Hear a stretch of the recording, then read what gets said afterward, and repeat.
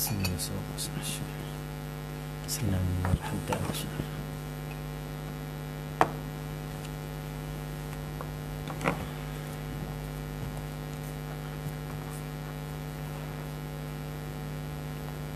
الفاتحة.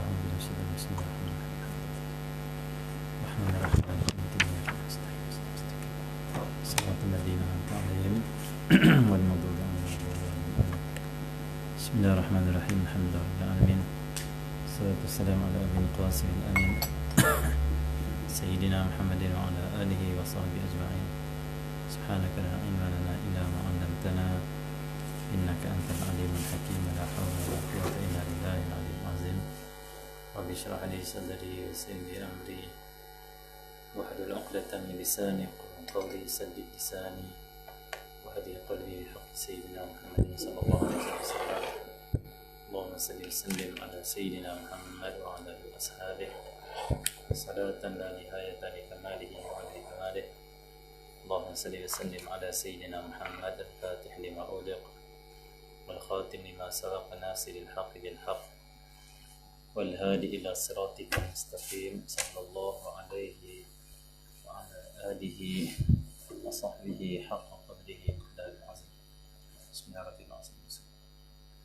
السلام عليكم ورحمة الله وبركاته. بسم الله الرحمن الرحيم.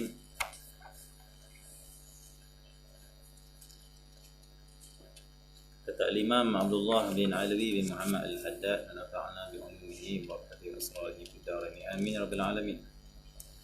Faslun.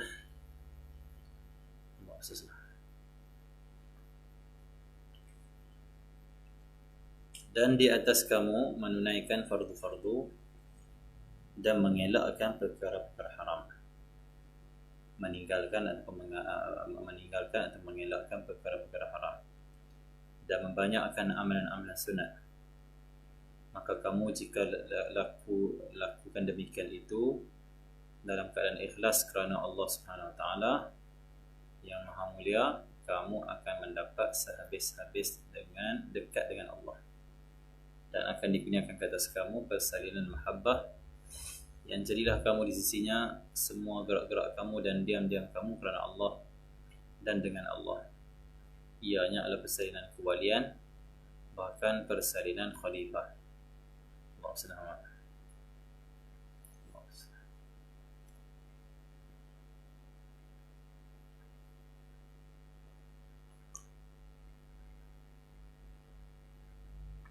Kata Imam Abdullah bin Alawi bin Muhammad Al-Haddad, hendaklah di atas kamu itu menunaikan fardu-fardu. Maksudnya nak dekatkan diri pada Allah Subhanahu Wa Taala, jangan tinggal yang fardu, khususnya salat fardu. Sebab itu tidak mungkin orang itu dia akan menjadi orang yang bersih jiwanya, mengenal Allah dan dikasihi oleh Allah Subhanahu Wa Taala, kalau fardu-fardu ini dia pandang hanyalah kulit. Ada orang pandang fardu ni dia macam kulit, kata dia. Fardu ni hanyalah benda-benda yang kurang penting, kata dia. Yang penting marifat. Sebenarnya untuk mendapat marifat, mengenal Allah, dekatkan diri pada Allah, nak kebahagiaan, keselamatan dunia dan akhirat, hendaklah ke atas kamu menaikkan fardu-fardu. Apa yang Allah fardukan tak boleh tinggal. Salat 5 waktu, tutup aurat, hubungan baik sama kita, kefarduan puasa, kefarduan apa saja yang difardukan oleh Allah, tunaikan. Dan tunaikan Allah Muhammad dengan sebaik yang mungkin. Dan mengelakkan perkara-perkara yang haram, tinggalkan yang haram, jauhi yang haram. Dekat dengan Allah mesti jauhi yang haram. Tapi kalau orang tu dia dakwa dia dekat dengan Allah, dalam masa yang sama dia mendekati maksiat, dia cuba menyentuh maksiat, orang ini adalah orang yang mengotorkan jiwa. Sedangkan orang yang mengotorkan jiwa itu orang yang rugi, bukan orang yang mengenal diri dan mengenal Allah Subhanahu Wa Taala. Allah firman dalam Al-Quran, qad aflaha man zakkaha wa qad khaba man dassaha. Qad aflaha man zakkaha, sungguh Allah SWT berjayalah Allah SWT man zakkaha, barang siapa yang membersihkannya, itu membersihkan hati dia. Wa qad khaba man dassaha, dan sungguh rugilah orang yang mengotorkan hatinya. Mana mungkin orang yang rugi itu orang yang dekat dengan Allah Subhanahu Wa Taala. Orang yang melakukan perkara yang haram, mencampakkan diri dia dalam maksiat yang haram, maka orang ini telah mengotorkan jiwa. Dan orang yang mengotorkan jiwa, mengotorkan hati dia dengan maksiat, dengan dosa, orang macam ni adalah orang yang rugi. Dan orang yang rugi bukan orang yang dekat dengan Allah Subhanahu Wa Taala. Jalan untuk mendekatkan diri pada Allah Subhanahu Wa Taala, cara yang terbaik adalah kita usaha untuk meninggalkan perkara yang haram. Berusaha untuk meninggalkan perkara yang haram. Karena kalau kita duk buat benda yang haram, khususnya makan minum kita yang haram, pakaian kita haram, kereta kita, rumah kita pun ada sumbernya haram, yang ni lagi masalah problem. Karena doa kita ditolak, amal kita ditolak oleh Allah SWT. Dalam hadis Nabi SAW, satu hari Nabi Muhammad menceritakan tentang ataupun Nabi nampak seorang yang dia itu Allah SWT Muhammad dah tua, rambut dia dah putih, dia berdoa ya Rab, ya Rab, ya Rab. Berdoa ini dengan penuh sungguh-sungguh, bahkan berdebu dia punya baju, dia punya rambut, menunjukkan dia musafir mesti doa. Bahkan dia orang yang berdoa bersungguh, menangis-nangis doa, amalnya banyak. Tapi Nabi SAW kata apa? Bagaimana Allah nak doa, nak terima doanya, tak kena amalnya. Sedangkan makannya haram, pakaiannya haram. Kalau kita ada kait dengan benda yang haram, risikonya doa kita tak makbul. Risikonya adalah amal kita tak diterima oleh Allah SWT. Kita sedekah banyak dah, kita zikir banyak dah, kadang kita sembahyang banyak, tapi bila kita makan yang haram, kita buat kerja, sumber kita sumber yang haram, takut-takut ditolak semuanya. Na'udzubillah min dzalik. Jadi caranya adalah kita stop, ambil yang haram, makan yang haram, maka Allah SWT akan terima semua amal kita. Bila diterima amal, barulah kita dekat dengan Allah SWT. Sebab itu awliya salihin, muqarrabin, arifin, wasilin, mereka ini tidak melihat banyaknya amal, tapi mereka peduli diterimanya amal. Itu betul. Ada orang aku nak amal banyak, tak peduli diterimanya amal. Awliya salihin, muqarrabin, mursyidin, mereka para awliya salihin ni, dia peduli dekat diterimanya amal, bukan dekat banyaknya amal. Allah SWT. Ya, mereka banyak amal para awliya, ya mereka banyak amal para salihin, tetapi yang mereka lebih peduli adalah diterimanya amal. Sayyidina Al-Imam Ibrahim bin Adham, lepas sembahyang, tiap-tiap kali lepas sembahyang, lepas bagi salam, Assalamualaikum warahmatullahi, Assalamualaikum warahmatullahi, dia akan tutup muka dia, pegang muka dia, tutup, tunduk. Orang kata, wahai Ibrahim bin Adham, kenapa yang kau buat macam ni selalu? Di Sultan Arifin, sultan bagi orang yang mengenal Allah Subhanahu Wa Taala, dia adalah sultan. Ramai orang yang kenal Allah, dia adalah ketua, sultan.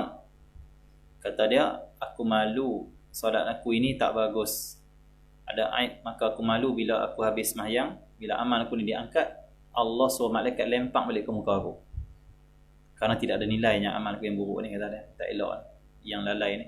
Aku malu pada Allah, tutup muka aku, malu amalan aku kalau Allah dilempangkan balik. Mereka peduli diterimanya amal. Itu orang yang dekat dengan Allah SWT.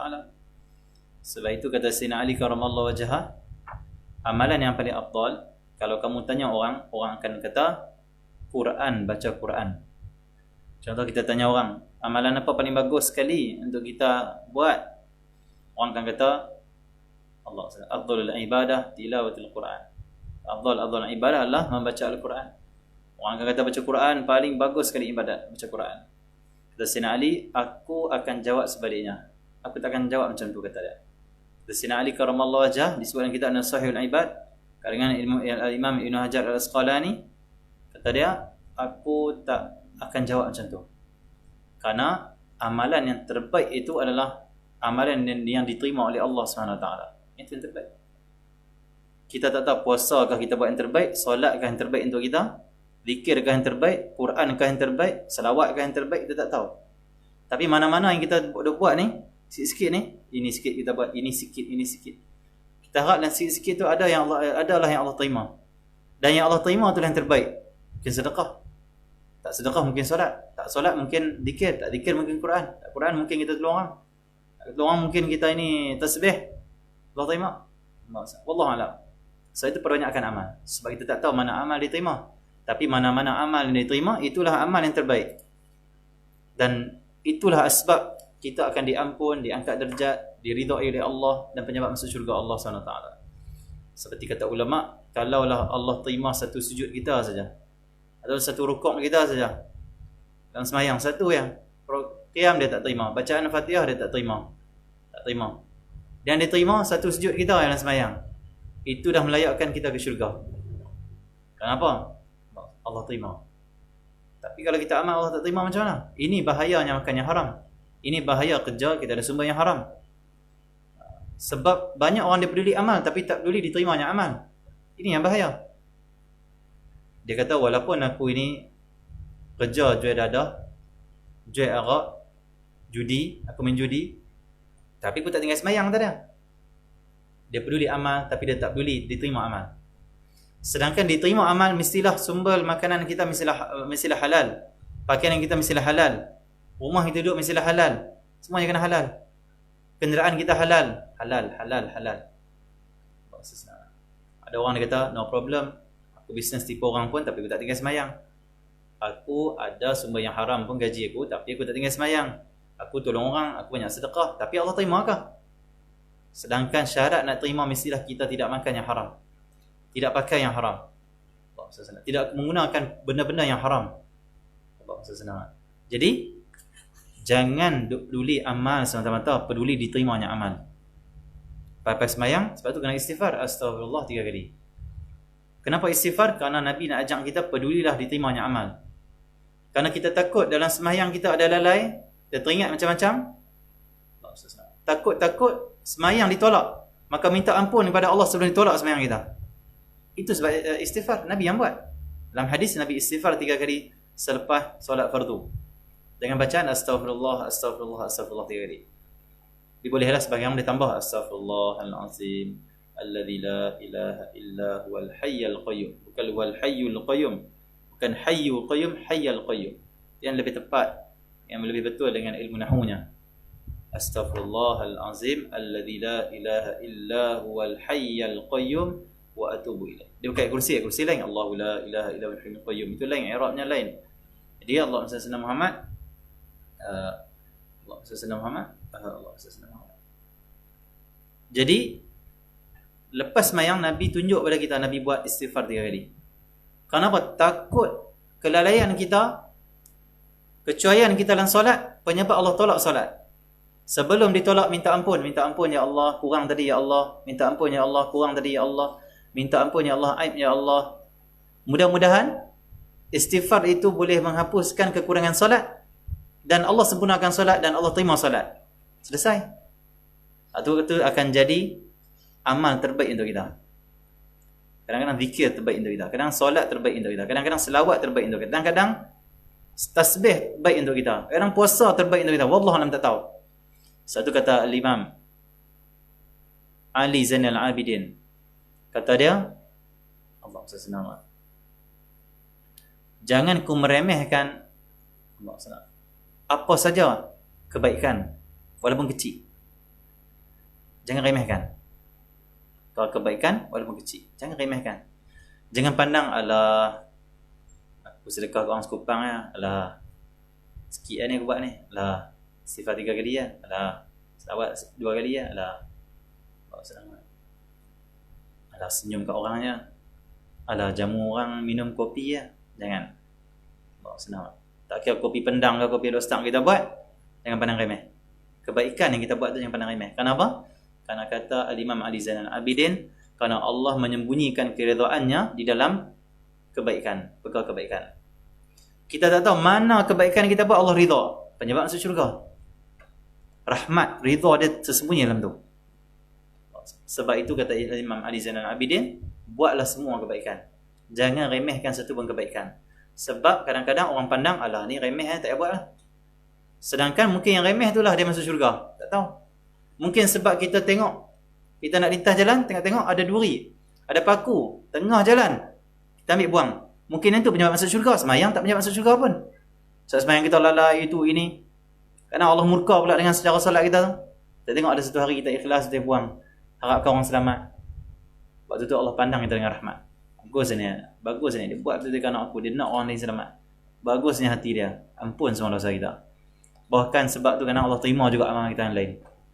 Al-Imam Ghazali di sebelah kita ada Sahih Al-Ibad. Imam Ghazali bila dia meninggal, orang mimpi dia, mimpi orang meninggal ni betul lah, betul je, cuma perlu takwil lah, perlu rujuk lah ulama. Ada seorang soleh mimpi Imam Ghazali lepas meninggal. Dia kata dia, wahai Imam, apa yang Allah perlakukan pada engkau? Dia kata, alhamdulillah Allah rahmatiku, aku lepas sudah tak Pak Ridha lah. Tetapi bukan kerana ilmuku, dia panggil apa, ibadatku yang selama ini. Kerana yang paling Allah ridha sebenarnya pada aku ni, paling Allah rahmat pada aku ni. Yang lain pun memang Allah suka Allah, tapi yang paling tu penyebab selamat segala-gala tu. Allah selamat. Kata Imam Ghazali, satu hari aku tengah karang kitab, cedok dakwat, tiba-tiba ada seekor lalat hinggap dekat dakwat, dia tengah minum dakwat. Aku stop mengarang kitab kerana apa? Aku tak mau mengganggu rezeki lalat ni. Aku pandang ni rezeki dia, jangan ganggu dia. Macam kita tengok kucing duk makan, kita tak pergi ganggu. Kita ganggu, kita pergi takut dia lari. Rezeki dia, jangan ganggu dia, tengah ambil rezeki dia. Allah memberi makan pada makhluk-makhluk dia. Disebabkan perasaan dia macam tu, rahmah kepada binatang, maka kata Allah, Allah ampuni aku, Allah rahmati aku, Allah. Habislah segala Tuhan bagi ni kebaikan kepada dia di akhirat sana, kalau disebabkan Allah kata sebabkan lalat Tuhan. Hati kau pada binatang. Kita buat baik pada binatang pun penyebab masuk syurga. Apatah lagi kita buat baik sesama kita insan. Lagi mulia. Kami nak duduk kota Tarim. Sayyidina Muhammad. Duduk kota Tarim. Bila musim sejuk lah. Sejuk kan sebenarnya, sejuk lah. Dan mesin lalat banyak sikit. Tengah dalam kelas waktu tu, kelas lurah lah mengaji bahasa Arab. Nampak Sayyidina dengan guru kita, guru pun Arab lah, orang Yaman. Tengah mengajar bahasa Arab. Ada seorang kawan daripada Amerika ke Britania ada. Amerika pun ada, daripada England ada, daripada Britania ada. Seorang kawan tu daripada Eropah lah. Lalat dia main, dia macam marah lalat. Macam nak pukul, nak marah. Ustaz kita ni tegur, jangan kamu buat begitu kat lalat. Lalat ni adalah makhluk Allah yang mulia juga. Kerana Allah SWT sebut dia dalam Quran. Allah sebut dalam Quran. Allah sebut perumpamaan lalat tu menjadi perumpamaan dalam Quran. Dah sebut. Allah kata dalam Quran. Kalau lah mereka hebat sangat, manusia ni mengaku hebat sangat, cuba mereka himpun buat seekor lalat tengok. Boleh tak? Kalau kita hebat sangat, kata Allah, buat seekor lalat tengok. Saintis mana boleh buat seekor lalat? Tak boleh. Kalau dia buat pun dengan elektronik, tak macam lalat. Allah kata buat lalat yang Allah buat tu. Tu. Tak boleh. Elektronik tu habis bateri jatuh kan? Tu hak Allah buat tu. Hak hidup dengan roh tu. Buat tengok hak hidup dengan roh tu. Tak boleh. Tak boleh. Dan lalat di Kota Tarim ni lalat besar-besar. Dan lalat di Kota Tarim ni pula istimewa lalat Kota Tarim. Dia hanya nak hinggap di hidung kita saja. Dia tak mau orang lain. Dia tengok memang Mr. Bean. Mr. Bean nak marah lalat tu. Kat hidung. Dia kalau kita buat, dia main duduk balik. Dia main duduk sini. Dia suka cari muka. Itu lalat Kota Tarim. Untuk Sayyidina Muhammad. Dan kawan-kawan kita kata apa? Duk Tarim ni kata apa? Didik sabak betul. Kadang-kadang sebab lalat ni tarbiyah kita kata. Kadang orang naik mata wali tu sebab lalat tu. Mak tak demai bunyi lah tu. Dia bukan duduk diam-diam bunyi. Jadi macam kita ni vibrate sini. Betul dah, saya duduk sana memang saya sendiri yang kenal ni. Tolak demai. Tolak demai. Kita tidur demai. Tolak. Kita tidur. Tolak. Tolak. Akhirnya saya kalau tidur sana, kalau musim sejuk ke musim yang ada lalat, kita ambil rida ni, tidur macam ni.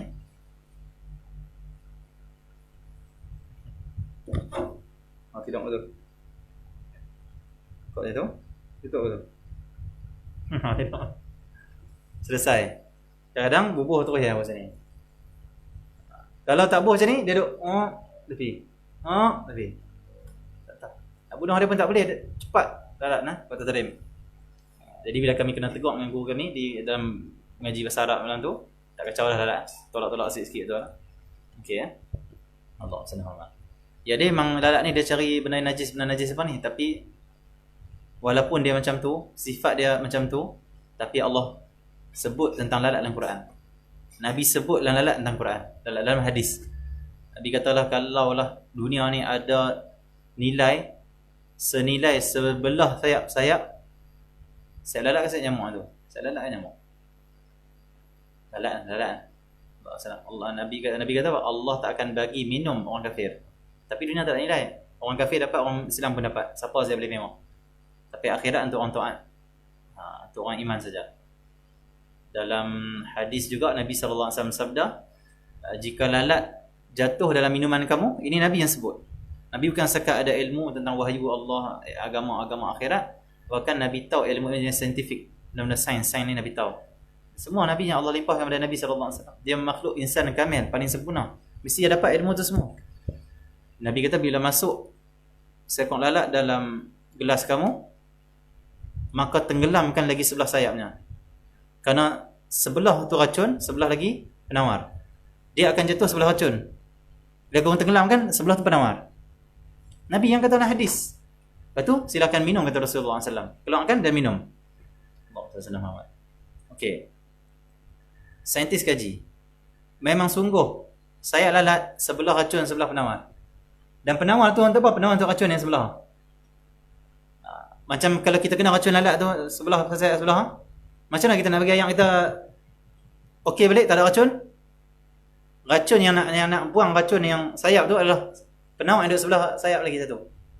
Siapa boleh buat macam tu? Saintis mana boleh buat lalat macam tu? Allah yang buat. Nabi tahu mana ni? Wahyu daripada Allah. Allah cerita kepada Nabi. Allah khabarkan kepada Nabi. Ini tentang makhluk dia. Dia cipta, dia tahu. Saintis kaji tentang makhluk. Allah dia cipta makhluk, dia lagi tahu lah. Bahkan saintis kaji makhluk kadang tak betul pun, tak tepat pun. Kadang hanya zon, dia panggil apa? Sangkaan. Mengikut kajian kami, tak confirm kadang-kadang. Bila jadi mencaling, kaji-kaji dia kata macam ni, keputusan tengok jadi mencaling. Dia kata, oh mengikut kajian kami sepatutnya macam ni, tetapi mungkin ada problem sikit. Kita kena kaji lagi. Nampak? Allah kena kata yang tu. Dan memang dikaji saintifik, memang sayap lalat kalau dia jatuh layang sebelah racun, sebelah penawar. Dan boleh minum balik lagi ayat tu. Sekarang dia tak, dia jijik, dia tak minum, tak buang lah kan. Tapi kalau tak mau membazir, boleh minum lagi kerana Nabi SAW kata minum. Nabi sebut dalam satu hadis yang lain. Dia kata apa? Ini tentang lalat. Lalat ni, benar lalat. Mula-mula lalat ni maksudnya benda istimewa juga, binatang istimewa. Sebutlah hadis, sebutlah Quran. Allah SWT. Allah SWT. Dalam hadis Nabi SAW kata apa? Bila kamu minum air, nak gelas, nak mangkuk apa semua, datang kucing, jilat minum air kamu, kata Nabi SAW. Ni hadis. Kata Nabi SAW, silakan minum air tu, tidak haram, tak perlu buang. Tidak najis, kata Nabi SAW. Tidak najis. Kecuali anjing najis, kena buang lah. Kita fikir, lidah dia tu bakteria apa no? Dia jilat ayam kita minum, ni penyakit pula nanti. Tak jadi penyakit. Kan Nabi kata minumlah. Tak boleh bang. Sains kaji. Saya baca lah, bukan saya buat sendiri. Kita baca doktor saintis ni kaji. Lidah kucing ni, dia punya liang dan lidah dia tidak ada sikit bakteria. Tidak bakteria. Bakteria tidak ada. Suci bersih. Nabi tahu mana. Kalau kita minum, bekas kucing minum, tak ada bakteria, minum. Sihat. Tak dapat penyakit. Tengok hebatnya lidah kucing, dia sakit dia jilat, lega. Bukan main-main. Sebab tu Nabi kata, silakan. Anjing tak boleh, bakteria dia ada kuman. Itu Nabi sallallahu alaihi wasallam.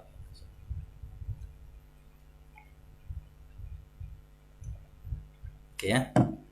Allah SWT. Okey, Allah SWT Muhammad. Itu perumpamaan disebut dalam Quran tentang lalat dan sebagainya. Imam Al-Ghazali macam tu. Itu kata Imam Ali Zainal Abidin, jangan kamu pandang remeh apa pun kebaikan walaupun kecil. Kenapa? Allah sembunyikan ridhanya dalam setiap kebaikan. Kerana kecil itulah tentulah dari ridha Allah, tapi kita terlepas kalau kita pandang kecil. Buat semua. Yang mana yang Allah ridha, yang mana yang Allah terima, itulah amalan terbaik kita. Dan itulah bekalan nanti di akhirat. Dia jangan ada pandang kita semayang tak terima waktu ni confirm. Tak. Yang confirm hanyalah yang Allah terima. Tahu dah Allah terima? Tak tahu? Betul macam mana? Teruskan buat kerana Allah minta Allah. Minta Allah terima. Tapi kena cukup syarat. Syarat terima mesti kena cukup. Syarat terima amal apa? Jangan makan yang haram. Jangan minum yang haram. Jangan pakai yang haram. Jangan bekerja sumber yang haram. Jangan rumah kita sumber yang haram. Jangan kereta kita sumber yang haram. Jangan. Semuanya halal, halal, halal. Allah terima amal kita. Kena ada ikhlasnya, Allah terima amal kita. Maka kata Sayyidina Ali karamallahu wajhah, kalau orang kamu tanya orang amal apa paling afdal, orang akan jawab Quran paling afdal. Aku tak. Aku jawab macam lain. Jawapan aku, amalan yang paling afdal, paling terbaik lah, paling utama lah. Apa? Amalan kamu yang Allah terima. Mana amalan kamu yang Allah terima? Yang tu lah paling afdal. Allah senang. Itu paling afdal. Kalau kita buat banyak pun tak Allah terima, afdal apanya? Tapi yang Allah terima itu yang terbaik. Itulah amalan yang terbaik. Okey ya? Allah senang amat. Okey. Jadi kata Imam Haddad radhiyallahu taala anhu, jauhi, elakkan diri kamu dari perkara-perkara haram. Tunaikan fardu, elakkan benda yang haram. Nak dekat kepada Allah, nak dekat dengan Allah ni. Allah senang amat. Dan membanyakkan amalan-amalan sunat. Dan membanyakkan amalan sunat. Maksudnya sunat ni tak boleh buat sikit, kena buat banyak. Tambah. Solat duha 2 paling kurang. Tapi kalau nak banyak, bukan 2, 4, 6, 8 sampai 12. Solat tahajud paling sikit 2 rakaat. Tapi kalau nak banyak, seperti Imam Haddad anjurkan ni, nak banyak 4 rakaat tahajud, 6, 8, contoh. Dan seterusnya. Ayah pada Syekh Zainul Asri tu, Cikgu Ramli tu, dia semayang rawatib semua dia buat 4. Sebelum subuh 4 rawatib, 2 lah. Sebelum zuhur 4, lepas zuhur 4, sebelum asar 4, sebelum maghrib 4, lepas maghrib 4, sebelum isyak 4, lepas isyak 4, semua 4. Tasbih pula, witir pula, tahajud pula. Pak Teh Haji Isa, wali Allah Mahang, Abu Jirifai kata, tiap-tiap malam dia sembahyang witir 11 rakaat, solat tasbih dan juga solat tahajud sebanyak 20 rakaat. Itu amalan harian dia. Malam-malam dia sembahyang tasbih 4 rakaat, tahajud 20 rakaat, tiap-tiap malam witir 11 rakaat. Itu Isa. Kenapa? Mereka mengikuti jalan ni. Jalan nak mendapat makrifah dengan Allah, nak kenal Allah, nak dekat diri pada Allah. Kenapa? Imam Haddad kena banyakkan amalan sunat. Selawat sunat, satu cukup dah, Allahumma salli ala Muhammad, dapat balas sunat selawat. Tapi Imam Haddad kata banyakkan, maksudnya kena selawat banyak. Bukan satu lah, mungkin 10, mungkin 20, mungkin 100, mungkin 1000, mungkin 2000, mungkin 3000. Yang kita mampu buat usaha. Allah salli ala Muhammad. Okey ya. Sedekah sepupang pun dah dapat pahala sunat lah. Sedekah hukum dia sunat, dapat pahala sunat. Tapi Imam Haddad kata banyakkan amalan sunat. Jangan sedekah sepupang, sedekah RM1. Kalau buat RM1, sedekah RM10 pula. Dah buat RM10, RM50 pula. Dah buat RM50, RM100 pula. Dah buat RM100, RM1000 pula sedekah. Buat. Allah senang. Dia RM1000 sedekah ni berat bagi orang yang kasih pada duit dia. Orang yang kasih pada Allah ringan. Allah senang. Okey ya. Banyakkan amalan sunat. Jadi banyakkan amalan-amalan sunat, banyakkan amalan sunat. Nah, kena banyakkan. Allah senang. Kita jamu orang makan, sunat. Buat selalu.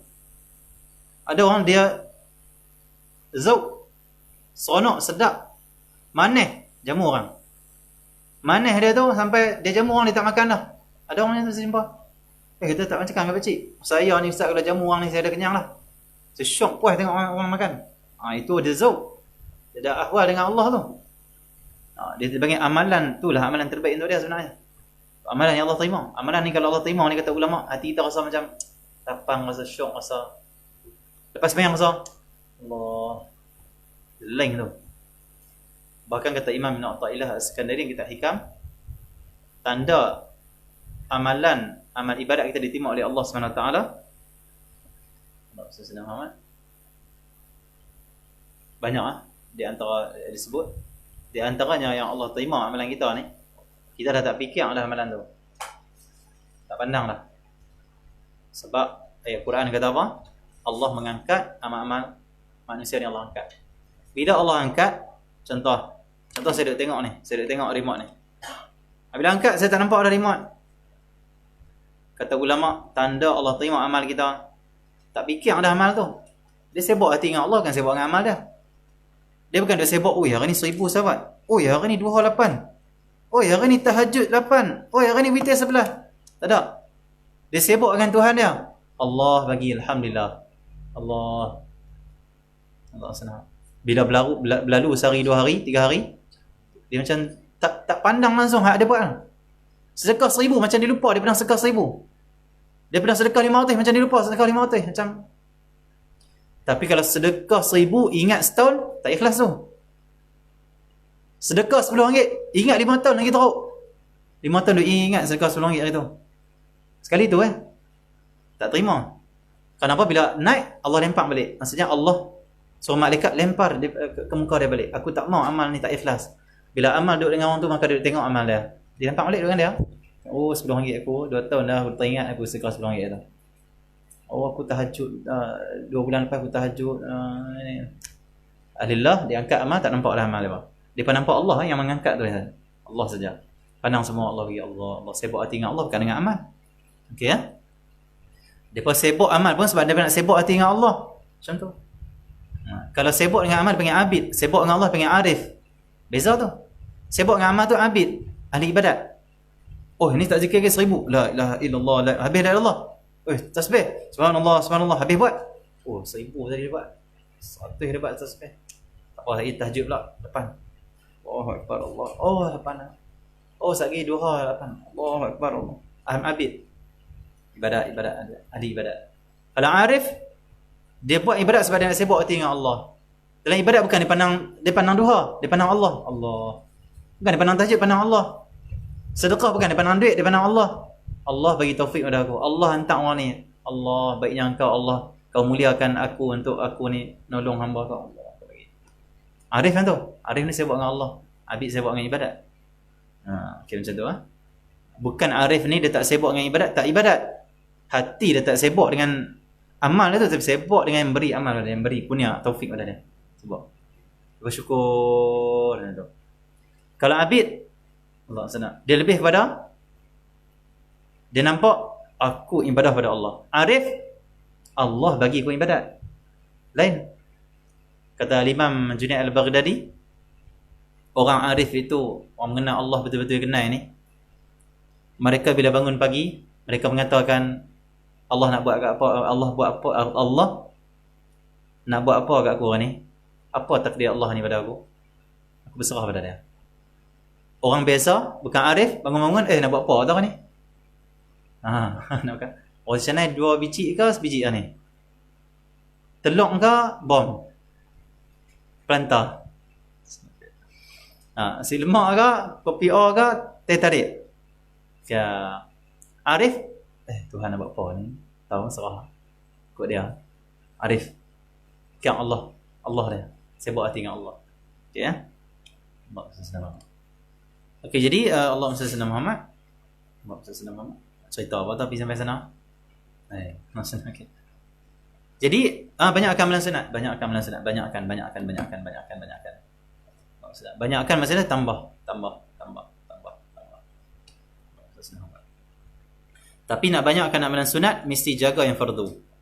Kalau fardu halai-balai, sunat jaga yang tu tertipu. Kenapa? Yang wajib betul-betul jaga, yang betul-betul sungguh kena jaga, elok-elok betul-betul fardu. Yang kedua baru sunat. Tapi ada orang sunat jaga, fardu tak jaga. Tak boleh. Ada orang sedekah rajin, zakat tak mau keluar. Banyak sekali keluar kata dia. Ni cari pasal dia tak keluar sekali ribu-ribu ni aku punya ni. Contohlah kan. Allah senang. Padahal dia kena tumpukan banyak zakat dulu. Nanti dosa sedekah tu. Ataupun dua-dua sekali baguslah. Allah senang. Ada orang yang fardu yang wajib tu dia buat halai-balai, kadang tak buat pun, sunat dia buat betul-betul. Masalah juga ke tu? Allah senang. Okey ya.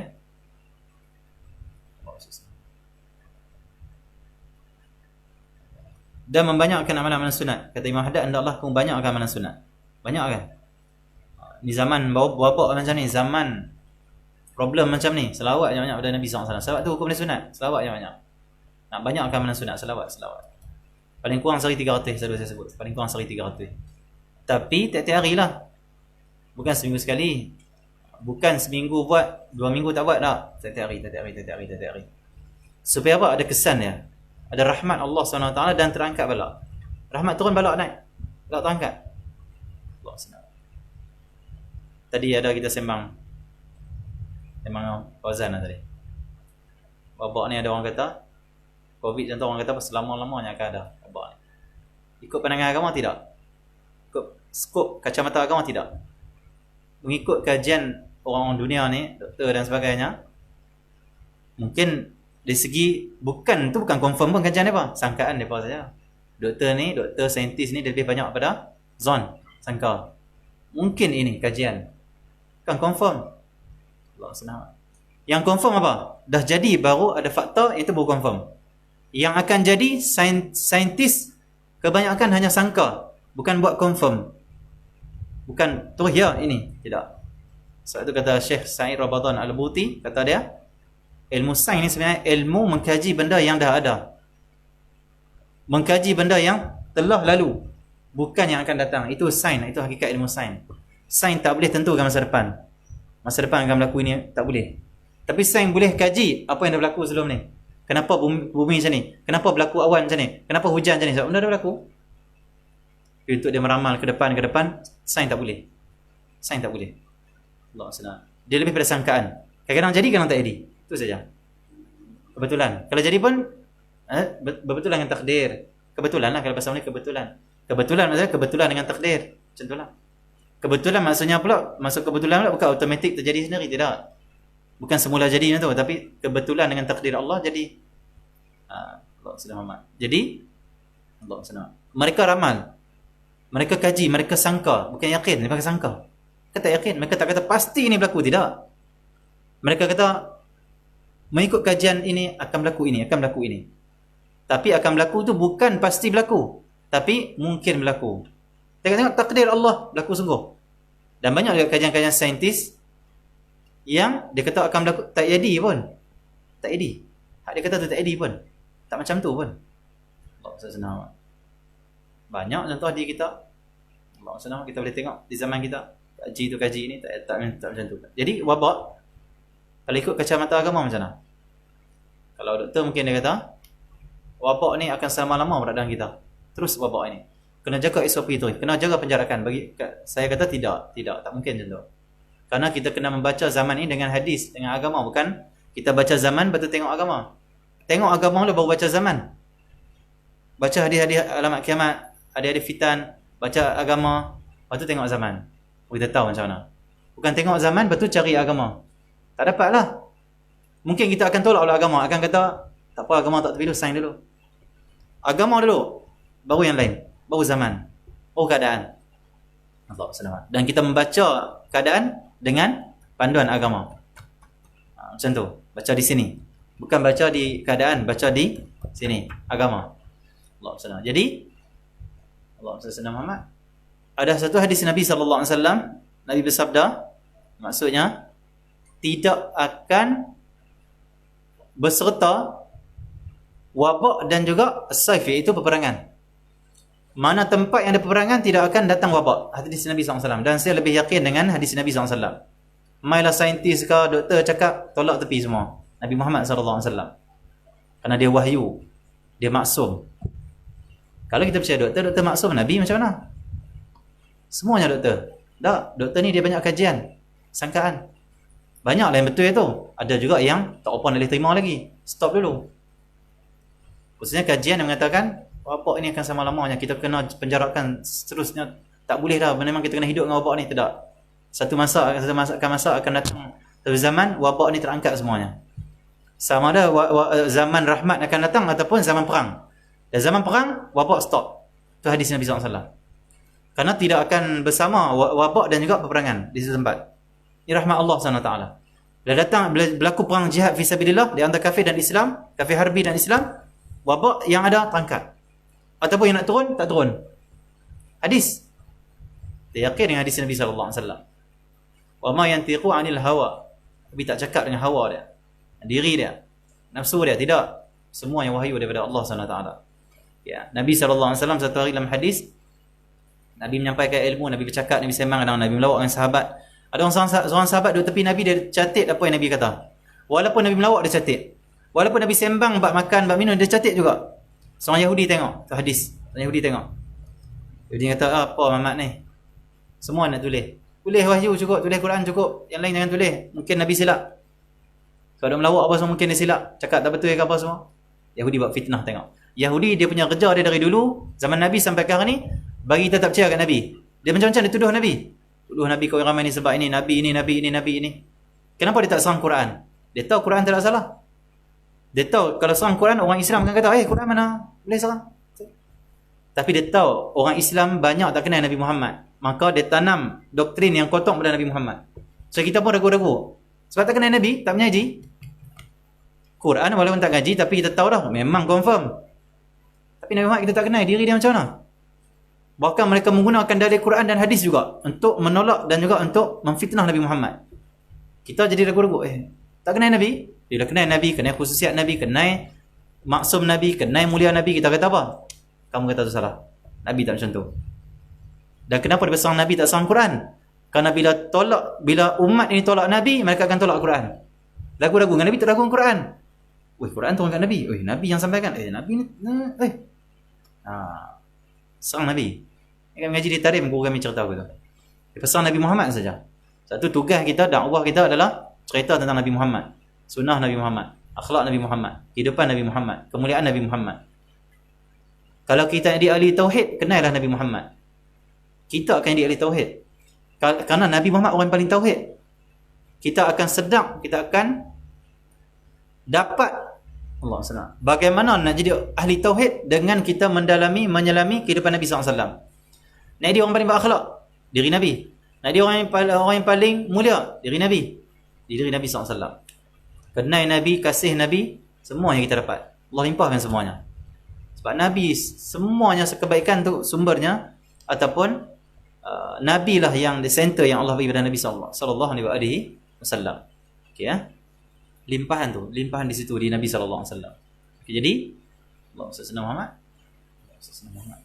Jadi macam tu di Nabi sallallahu alaihi wasallam. Jadi Yahudi tugas dia macam tu. Akhirnya dipanggil sahabat Nabi ni, kata mai sini kamu. Kamu tulis apa yang Muhammad cakap. Bukan semua dia cakap tak betul. Boleh jadi waktu tu dia cakap tak betul. Jangan semua tulis, kata dia. Ada yang betul, ada tak betul Muhammad tu. Yahudi kata. Sahabat Nabi tak ragu dengan Nabi, tapi nak tanya Nabi, betulkah Yahudi ni kata? Dia pergi ke rumah Nabi SAW, ni hadis. Bila pergi ke rumah Nabi SAW, dia tanya Rasulullah, wahai Rasulullah, aku ini kalau duduk dengan kau, apa yang keluar daripada mulut engkau, semua aku tulis. Engkau melawak ke, engkau sembang ke, apa semua aku tulis. Allah SWT. Tidak tinggal satu pun, kerana cinta pada Nabi SAW. Kita kalau cinta pada seorang, kita cinta kata-kata dia. Perempuan kalau cinta pada seorang lelaki, kata apa jangan semua, dia kata manis. Manisnya abang, ayat abang semua. Allah SWT. Ada lelaki, kalau kasih kawan perempuan, habis semua manis semua. Perempuan tu kata apa? Abang ni Allah SWT, tak handsome lah, pun dia tahu manisnya. Tu dah teruk dah tu. Allah SWT, kronik dah tu penyakit tu. Abang ni jahat lah, dia senyum. Gila dah tu. Sebab apa saya kata-kata kasih, semua dia macam indah, macam mabuk kan tu. Tu cinta. Kita cinta Allah, Quran. Ni cinta Nabi Muhammad macam mana? Kalam Nabi Muhammad tu dia tahu. Tulis. Kasih ni cakap, tulis. Balik baca. Allah, macam tu kasih. Macam orang cinta dah handphone. Mak buah dia kata apa? Dalam dunia ni, abang lah paling handsome. Tak handphone sini. Gila tu. Senang banget. Kita baca sekali lagi. Abang yang paling handsome. Abang yang paling handsome. Abang. Save. Abang senang. Screenshot. Tak tepi. Tengok abang yang paling handsome. Lepas tu jangan tahu. Gila tu. Angau. Penyakit angau. Allah senang banget. Jadi zauq dengan kalam kekasih. Zauq. Kalam kekasih. Kalam ni dia ada zauq. Memang kalam ada zauq. Kalam ada zauq. Jadi Allah SWT Muhammad, Allah SWT Nabi Musa AS, dia dengar kalam Allah, kata ulama, kesedapan, kenikmatan zauq yang dia rasa daripada ujung rambut sampai ujung kaki. Macam mana Allah alam tak? Alam Allah. Okey ya. Kasih dia kasih Allah, cinta Allah. Jadi Allah Sayyidina Muhammad Jadi dia tanya Rasulullah, "Ya Rasulullah, bolehkah aku tulis semuanya?" Dia ni kata ada yang betul dan tak betul yang kau cakap. Nabi kata apa? Uktub. Tulis, Nabi kata. Tulis semuanya maksudnya. La yakhruju minhu illa haqqa. Nabi kata tidak keluar daripada lidah aku ni melainkan hak, benar semuanya. Aku melawak, aku sembang, aku cakap bab makan, bab minum, aku tanya khabar, semuanya benar, semuanya betul. Semua daripada Allah SWT, panduan daripada Allah. Bukan benda-benda yang tak elok ataupun sia-sia. Suci, bersih Nabi SAW. Akhirnya sahabat ni lagi yakin, tulis dia, Nabi tulis saja. Yahudi ni tewas. Yahudi akan tewas, Nasrani akan tewas dengan satu cara. Kita cinta pada Nabi Muhammad, kita percaya pada Nabi Muhammad, kita ikut sunnah Nabi Muhammad, kita tolak idola-idola yang dia cipta, kita idolakan Nabi Muhammad, selesai. Tapi dia buat main Spiderman yang kita idolakan, dia buat main pemain bola sepak kita idolakan, dia buat main artis kita idolakan. Nabi Muhammad nak idola macam mana? Tak idola pun. Kenal apa tak? Itu dia tepuk tangan. Dia gelak, kita lemah. Kerana kita putus hubungan dengan Nabi Muhammad. Nabi itu punca dia. Setengah orang dia kata apa?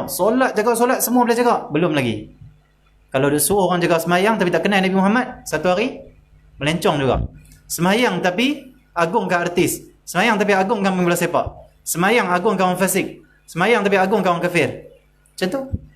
Semayang tapi agungkan sistem Dajjal, sistem orang kafir. Macam tu. Semayang tapi jadikan dia angkat pemimpin itu orang yang bawa pada jalan selain Allah, selain jalan Allah. Tapi semayang. Tapi kalau dia kenal Nabi Muhammad, dia semayang pula lain.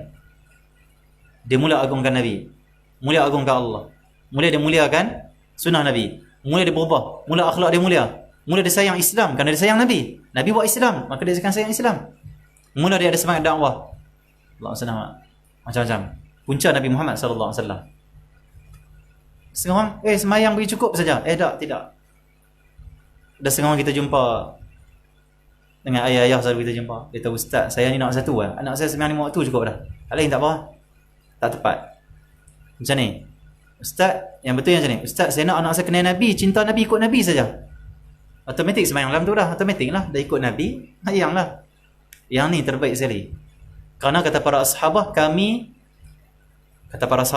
sahabat Nabi SAW kata apa? Kami para sahabat membacakan tentang sifat-sifat Nabi kepada anak-anak kami seperti kami membacakan mereka, ajarkan mereka surah-surah dalam Quran. Surah dalam Quran ada berapa? 114 surah. 114 surah. Allah SWT. Banyak maksudnya. Macam itulah banyaknya as-sahabah menceritakan sifat-sifat Nabi Muhammad, akhlak Nabi Muhammad kepada anak-anak mereka. Tanam cinta Nabi, cinta Nabi. Nabi SAW dalam hadis, "Allimu auladakum bi thalathi khisalin." Ajarkan anak kamu 3 perkara. Yang pertama sekali, hubbi nabikum. Cinta pada Nabi kamu. Cinta pada Nabi kamu. Cinta Nabi, Nabi SAW didik anak-anak. Kita macam mana? Solat saya cukup. Nabi kata didik cinta. Solat, Nabi kata apa? Perintahkan solat. Tapi cinta, kena ajar. Ajar. Solat perintahkan, solat pun kena ajar. Tapi yang kamu kena didik sungguh-sungguh dari kecil. Cinta Nabimu, cinta Nabimu, cinta Nabimu. Cinta keluarga dan cinta Al-Quran, baca Quran, hafal Quran. Cinta Nabi ni yang lupa pada hari ni. Sebab kita ditanam oleh orang yang berkhidmat pada Dajjal dan syaitan, tanam dalam pemikiran anak kita, idolakan orang kafir, idolakan orang fasik, idolakan orang yang bawa kita bagi kesesatan, idolakan apa? So kita lupa ni idolakan Nabi Muhammad. Akhirnya kita kata apa? Cukup semayang. Semayang tak cukup. Kalau batin kita agungkan orang kafir, macam mana? Semayang tapi agungkan orang kafir, tak agungkan Allah, tak muliakan Rasulullah. Semayang tapi pakaian macam orang kafir, akhlak macam orang kafir, perangai macam orang fasik. Apa ni? Semayang tapi mulutnya menyakitkan orang. Semayang tapi matanya tengok yang haram. Apa? Macam orang kafir hidup. Kenapa tak ada agungkan Nabi SAW? Tak ada kasih pada Nabi Muhammad, tak ada iman yang sempurna, cinta pada Nabi SAW. Yang ni roh agama. Tak ada cinta Nabi, tak ada roh agama. Agama kita zahir saja. Nampak kita semayang tapi batin kita rosak. Batin kita hancur, hati kita habis binasa. Na'udzubillah. Allah SWT. Tapi cinta pada Nabi Muhammad akan mengubah diri kita. Sebab cinta akan mengubah orang tu. Allah SWT. Orang boleh berubah sebab cinta. Itu kekuatan cinta. Allah senang. Kita kalau pemarah, cinta pada seorang perempuan contoh, perempuan tu cubit kita, tak ada marah, boleh menyabari. Cinta mengubah akhlak. Dia akan jadi baik, jadi sabar. Cinta. Pak dia kata hampir kerja tiap-tiap hari, aku tak mahu duduk rumah, duduk kerja main PUBG je, pergi cari kerja. Tak pi. Sebab kurang kasih pada pak ni, dia kurang sikit lah. Dia besar, dewasa ni. Tiba-tiba jatuh hati pada seorang perempuan ni, contoh lah. Perempuan tu kata, abang jomlah kita kahwin, abang pergi kerja tiap-tiap hari, cari duit sebulan kita kahwin. Siang dan malam kerja tak berhenti-henti. Sampai pak dia kata, bang jangan duk kerja banyak sangat. Pak dia kena stop pula. Terlebih rajin dengan apa? Dah ada kasih. Cinta mengubah, nampak? Kalau kita cinta Nabi, tak mau dengar lagu-lagu orang kafir buat. Tak mau dengar. Tak senang. Okey ya? Tak senang. Kalau kita cinta Nabi SAW, kita tak mau ikut pakaian orang kafir.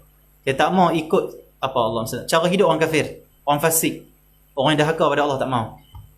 Bahkan kita bangga dengan kehidupan Nabi SAW, bangga dengan pakaian Nabi, bangga dengan kehidupan Nabi, dengan sunnah Nabi, akhlak Nabi. Kita cinta, kita bangga kan? Oh, aku cinta ni orang ni, idola aku ni. Allah senang. Orang lain ni bangga dengan pemain bola sepak. Tengok aku macam Messi, tengok aku macam Ronaldo, tengok aku macam ini, macam ini, macam ini. Allah senang. Tapi tak ada orang bangga pun, aku ikut Nabi Muhammad, alhamdulillah. Aku ikut Nabi Muhammad, alhamdulillah.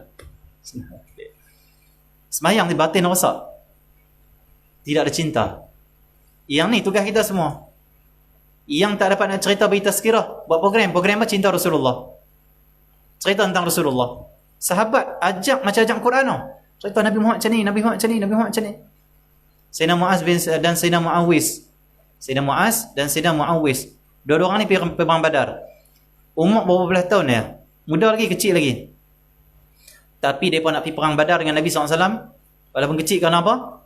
Kerana mereka tiap-tiap hari dengar mak pak mereka duk cerita tentang Nabi Muhammad SAW. Timbul cinta agung Nabi.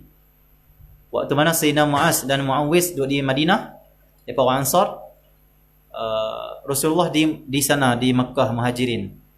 Tapi bila orang Ansar ni mereka beriman pada Nabi Muhammad, walaupun Nabi belum hijrah, tiap-tiap hari duk cerita tentang Nabi ya pada anak, isteri, keluarga, orang kampung.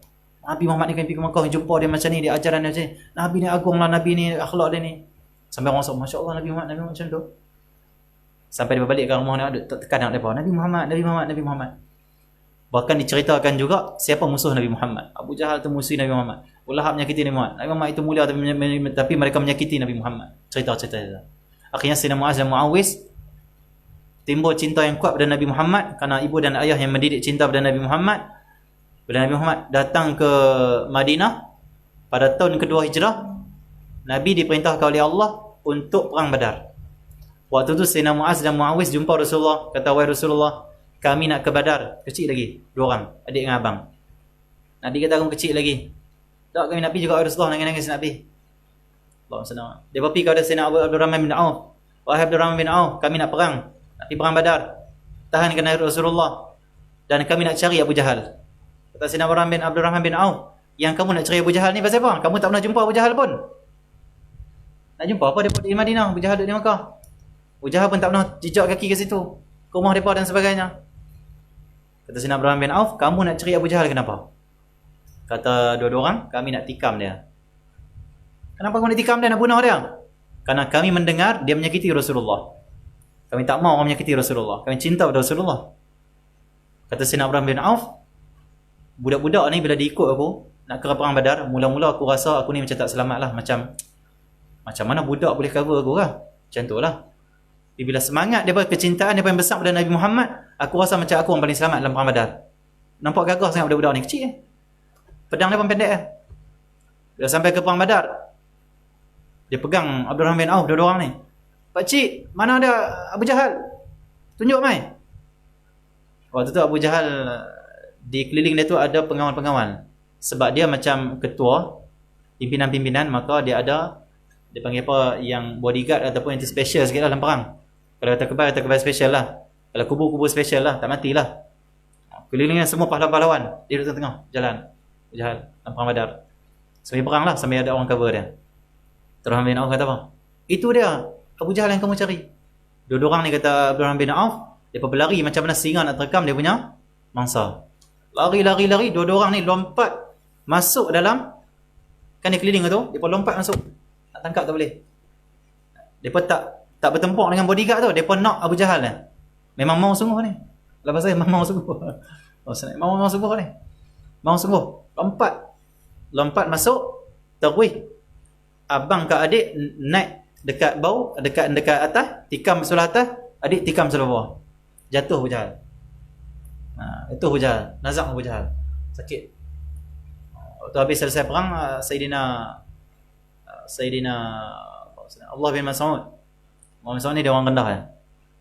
Dia jalan-jalan, tengok tentera Islam mana yang meninggal, tengok Abu Jahal hidup Kenapa tak tikam habis, tak mati habis lah. Mungkin tak kenal betul-betul tempat point yang boleh mati. Waktu tu cepat-cepat Allah bin Mas'ud dia ambil dia punya pedang, nak tikam bagi mati terus ya. Abu Jahal sikit lagi ni. Duk bunyi lagi nafas. Waktu Abu Jahal kata apa? Oi budak, oi bengola kambing. Nak mati pun sombong lagi tengok Abu Jahal. Oi bengola kambing. Allah SWT. Jangan pakai pedang kau. Pedang hang tu tumpoi, tak boleh nak potong tengkok aku.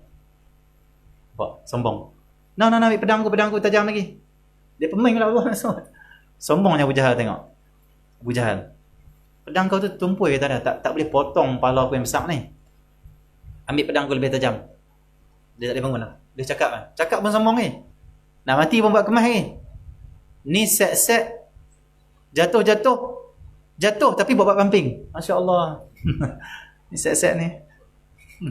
Dia panggil apa? Nak pukul naik, nak buat kemas saja. Dia sepak orang tengok. Jatuh macam nak tergolek. Dia takut orang tengok buat pumping. Orang tengok pumping. Dia jatuh. Nak cover. Ni set macam Abu Jahal macam tu. Jadi Allah SWT dah pedang aku, pakai pedang aku. Terus waktu tu Allah SWT dia teruskan juga untuk memotong leher dia, nikam leher dia. Abu Jahal kata lagi, waktu mana Allah SWT naik atas dada dia, kata apa Allah SWT, kata Abu Jahal, engkau kalau nak potong leher aku, nak pancung aku, engkau potong bagi dia panggil apa? Bawah sikit. Kerana aku nak bila engkau bawa kepala aku jumpa Muhammad nampak aku ni kepala besar. Aku ni orang hebat. Nak potong dia tu yang potong atas kan? Potong bagi maksudnya bagi nampak dengan tengkok semua dah nampak besar. Potong kepala aku ni sini kata dia. Bagi besar supaya Muhammad tahu aku ni orang kepala besar. Aku orang hebat. Aku orang gagah. Nak mati dia tu. Baik betul. Akhirnya Sayyidina Allah Mas'ud tikam dia juga. Putuskan leher dia. Dan bila Sayyidina Allah bin Mas'ud bertemu dengan Rasulullah cerita keadaan ni, kata Nabi SAW, Abu Jahal tu dia adalah Fir'aun umat aku. Dia Fir'aun umat ni, dia adalah Fir'aun kata Nabi SAW. Maksudnya Fir'aun tu bukan zaman Fir'aun saja, Fir'aun tu sepanjang zaman. Kalau zaman Rasulullah, umat Nabi SAW, Fir'aun yang paling dahsyat adalah Abu Jahal. Sombong sangat-sangat. Macam Fir'aun, sombong. Semua dia kemas. Ana Rabbul A'la, akulah Tuhan, tinggi akulah Tuhan. Dia mati tenggelam.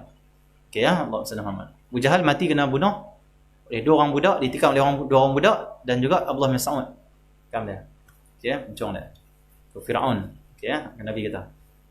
Firaun umat aku. Allah SWT. Okey, Allah SWT. Allah SWT. Okey, jadi perbanyakkanlah amalan sunat. Maka kamu jika laku demikian itu dalam keadaan ikhlas kerana wajah Allah, itu kerana Allah, kerana ridha Allah yang maha mulia, kamu akan mendapat sehabis dekat dengan Allah. Kalau kamu buat yang fardu, tinggalkan yang haram dan banyakkan amalan sunat, kata Imam Haddad, kamu buat pula ikhlas kerana Allah, bukan nak sanjungan, bukan nak pujian, bukan nak benda pelik-pelik, bukan nak terbang di udara, bukan nak tengok benda yang gaib, bukan nak berhubung dengan jin, bukan semua, bukan. Allah saja yang guna. Kata Nabi SAW, kata Sayyidina Imam Haddad, kamu akan dapat sehabis-habis dekat dengan Allah. Kamu akan jadi orang paling dekat dengan Allah. Tunai yang fardu, tinggal yang haram, banyakkan sunat. Tapi kita tak boleh dekat dengan Allah. Kenapa? Banyak orang tunai yang fardu, tapi buat yang haram, kurang sunat. Ataupun buat yang fardu, tak buat yang haram, tapi tak buat pula sunat. Dia mesti kena buat yang fardu, tinggal yang haram, banyakkan sunat. Kamu akan jadi orang paling dekat dengan Allah, kata Imam Haddad. Allah senang. Buat insya-Allah. Dan akan dikurniakan ke atas kamu persalinan mahabbah, yang jadilah kamu di sisinya semua gerak-gerak kamu dan diam-diam kamu kerana Allah dan dengan Allah. Bila kamu buat macam tu yang aku abang ni, kata Imam Haddad, jadi orang paling dekat dengan Allah, dan dikurniakan kepada kamu persalinan mahabbah. Allah akan kurniakan kamu sifat ataupun cinta Allah SWT. Kamu akan hidup dengan cinta Allah. Dan jadilah kamu di sisinya, di sisi Allah Subhanahu Wa Taala, gerak-gerak kamu dan diam-diam kamu kerana Allah dan dengan Allah. Waktu itu diam kamu, gerak kamu kerana Allah. Bila Allah dah cinta kamu, Allah limpahkan cinta daripada kamu, kamu jadi orang paling dekat dengan Allah, gerak dan diam kamu, maksudnya buat apa pun kamu akan buat kerana Allah, bukan kerana lain lah. Sebab itu yang agung lah tidak hanya Allah. Seolah Allah saja yang ada wujud, lain tak ada. Allah sajalah yang dia nak. Dan dengan Allah, kata Imam Haddad, Allah senang, wabillah, dengan Allah. Dengan Allah maksudnya apa? Gerak kamu, diam kamu semua dengan taufik Allah, dengan pertolongan Allah, dengan bantuan Allah, bukan dengan kekuatan kamu, dengan kekuatan yang diberi oleh Allah. Allah semuanya. Dia panggil ahlullah tu ahli Allah dia panggil. Orang Allah dia panggil. Ianya adalah persalinan kewalian. Itu kewalian, itu kewalian. Kewalian ni gerak diam ni semua kerana Allah. Dengan Allah, kerana Allah. Bahkan persalinan khilafah, tu khilafah, khilafah, kekuasaan yang diberikan oleh Allah Subhanahu Wa Taala. Insya-Allah akan sambung esok. Sungguh Rasulullah mengisyaratkan kepadanya dengan katanya pada apa yang diriwayatkan dari Tuhannya.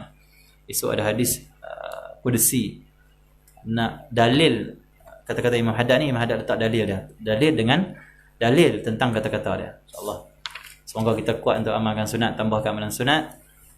Dan semoga kita dapat tunaikan fardu sebaiknya, dan semoga kita dapat meninggalkan yang diharamkan oleh Allah Subhanahu Wa Taala. Alhamdulillah, tajaan hamba Allah pada Kota Baharu Kelantan. Semoga ayah tunang saya Muhammad Asri bin Mahmud dikurniakan kesembuhan dari COVID dan penyakit zahir dan batin. Semoga saya diizinkan untuk Rasulullah, dilindungi oleh Allah di akhirat, digunakan kesembuhan dan kesehatan yang baik zahir batin. Amin. Semoga Allah berkatan, kesihatan, beri kesegaran, sembuh segera. Amin. Sunnah Husfi Zurah Johor. Mohon doakan ibu bapa kami, adik-beradik kami dan seluruh ahli keluarga kami agar sentiasa dalam rahmat Allah. Selamatkan dari fitnah akhir zaman dan mati dalam husnul khatimah. Semoga anak kami Raudhah Nurain Hafiz Zulhilmi dan Haris membesar sebagai anak-anak saleh dan salihah menjadi pejuang agama Islam. Amin. Semoga Allah kabulkan. Sebenarnya keluarga Shina. Hari ini ulang tahun kelahiran emak kami yang ke-77. Mohon Ustaz dan jemaah doakan semoga emak kami dipanjangkan umur dalam rahmat dan kasih Allah. Semoga emak saya sihat dan taat pada perintah Allah. Amin ya rabbal alamin. Sebenarnya Syaridah Shah dan Syafiqah Samad dan Ampang dikurniakan ma'rifah, dimatikan husnul khatimah, mendapat syafaat, diampunkan dosa, dicintai Allah dan Rasulullah, dilindungi dan terselamat dari fitnah akhir zaman, dikurniakan istiqamah. Amin. Semoga Allah kabul dengan semuanya. Sebenarnya Syekh Syalini Syahrum dari Pendang, didoakan semoga arwah abang saya, arwah nenek moyang saya dan semua umat Islam diterima amal kebaikan, dimasukkan dalam syurga Firdaus. Amin. Sebenarnya hamba Allah dari Selangor, doakan diberi hidayah dan petunjuk untuk terus kekal dalam jalan menuntut ilmu ini kerana ridha Allah, bertemukan dengan sahabat-sahabat guru-guru yang saleh-salehah, diberikan peluang untuk mencontohi akhlak Nabi Muhammad dan dapat bertemu Nabi Muhammad di akhirat kelak mendapat syafaat. Amin. Sebenarnya Ummu Abdullah Pahang, mohon anak cucu dan keturunan kami jadi hambanya yang benar-benar kenal Allah dan faham agama. Kedua-dua bonda kami kekal sihat dan pudahkan segala urusan. Kami sekaligus orang-orang terdekat Allah pelihara daripada musibah COVID, selamat daripada khianat vaksin. Semoga Allah SWT kabulkan dan pelihara kita daripada segala mudarat, segala perancangan-perancangan yang buruk pada umat Islam. Sebenarnya Hashimah binti Darani, hadiahkan pahala kepada arwah Safwan bin Sanusi. Minta doakan saya, keluarga dan semua yang ikuti pengajian online supaya terus istiqamah beramal. Amin. Semoga Allah beri istiqamah. Sebenarnya hamba Allah dari Kedah, ini akan pahala untuk arwah ayah, mak, ustaz dan sahabat di darsa. Doakan saya semoga diberi kekuatan mujahadah untuk ilmu, dimurahkan rezeki, dimudahkan urusan, untuk menyelesaikan hutang, dipertemukan dengan jodoh yang soleh. Doakan keluarga diampuni dosa-dosa dan semua sahabat-sahabat yang mengikuti kuliah ini, mudahan Allah memudahkan urusan dunia akhirat kita semua. Amin. Semoga Allah kabulkan semuanya. Sebenarnya Izzah dari Kemunting Perak, mohon sahabat kuliah online di Johana Eliza binti Ramli dijagakan dari koma dan sihat kembali serta dijauhkan daripada kemudaratan. Kini beliau sedang bertarung dengan sakit kanser. Semoga Allah beri kesembuhan, Allah beri sebaik balasan, dan semoga Allah beri ketabahan, Allah lapangkan jiwanya. Semoga Allah beri kepadanya kesembuhan dan keringanan di atas sakit yang dihadapi olehnya. Sebenarnya Ahmad Fahim bin Fakhur Razi pada batas doakan semoga Allah kabulkan segala hajat saya. Doakan juga semoga Allah kurniakan kesabaran, ketabahan untuk saya hadapi ujian. Doakan semoga Allah bersihkan hati saya, Allah kurniakan makrifat mengenai Allah, berikan kebaikan di akhirat dan pahala kasih sayang selamat fitnah akhir zaman semua umat Islam dan juga semua umat Islam. Khususnya Nash daripada Selangor, mohon doakan diberi bermimpi dan dikasihi Rasulullah serta pemudahkan urusan di akhirat. Amin. Khususnya AK Kulim, doakan bisnes saya naik semula. Semoga Allah berikan sebaik-baik dan sebanyak-banyaknya sumber rezeki, dan semoga Allah jadikan bisnes ini akan berkembang kembali, dan semoga Allah keluarkan daripada segala kesempitan kesulitan dalam bisnes, dan semoga bisnes ini barakah dan dapat menolong agama Allah SWT. Sebenarnya Izani pada Perlis, doakan saya jumpa Rasulullah di akhirat. Amin. Semoga Allah kabulkan. Sebenarnya Khairul Nizam bin Jeffrey serta isteri Masyitah binti Haji Abdul Wahab, Seri Manjung Perak, istiqamah dalam, semoga Allah kurniakan istiqamah dalam perkara yang mendapat ridha Allah. Amin. Sebenarnya hamba Allah sekeluarga Bandar Baru Salak Tinggi Sepang, doakan kami sekeluarga seluruh umat Islam dalam perlindungan dan selamat di fitnah akhir zaman. Amin. Semoga Allah selamatkan kita semua. Saya Nurhalinda Husin, Taman Datuk Senu, Sentul, Kuala Lumpur. Doa ringkas diniatkan untuk para arwah Rahmah binti Ma'ali, Husin bin Jonit, J. Hadiri bin Man, Petinah binti Ma'ali. Semoga Allah kabulkan, semoga Allah murahkan rezeki semua dan ajar kita berinfak, dan semoga Allah beri sebagai balasan, dan semoga Allah lepaskan mereka dari segala kesulitan. Allah murahkan rezeki zahir dan batin, dan semoga Allah beri kepada mereka kejayaan dunia dan akhirat. Sallallahu alaihi wasallam. Alhamdulillah rabbil alamin.